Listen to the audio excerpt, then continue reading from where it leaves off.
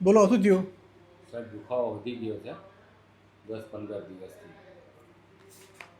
તમે બોલાયેલા મેં 2 મહિને, તમે આવ્યા છો 4 મહિને. દવા ચાલુ કે બંધ છે? દવા સાહેબ વચ્ચે બંધ કરી નાખી હતી. કેમ બંધ 15 કરેલી? દિવસ દુખાવો મટી ગયો એટલે મેં દવા બંધ કરી નાખી હતી. ના ક્યારનું વધી ગયું? આ પાછી મને અઠવાડિયાથી પાછું વધી ગયું છે. હા તો દુખી છે બધું? હા. જો સંધિવામાં હવે દવાઓ બંધ ના કરો. દવાથી 100% મટશે, આરામ આવી જશે. પણ મટી ગયું એમ કરીને દવાઓ બંધ ના કરો. હા. દવાઓ બંધ ચાલુ રાખવાની છે. ચાલુ રાખવાની. દવા સમય આવે હું બંધ કરીશ, સમજ્યા? હા.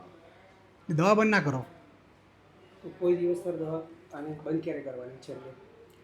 સી વાહ સંધિવામાં ડાયાબિટીસ બીપી જેવું છે, દવાઓ લાંબી ચાલે. ડાયાબિટીસ બીપીમાં દવાઓ આજીવન ચાલે.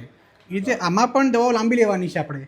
પણ સમય આવે, બધું મટી જાય તો ધીરે ધીરે દવાઓ આપણે એક પછી એક ઓછી કરશું અને 1 કે 2 દવા પર આપણી ચાલશે લાંબુ.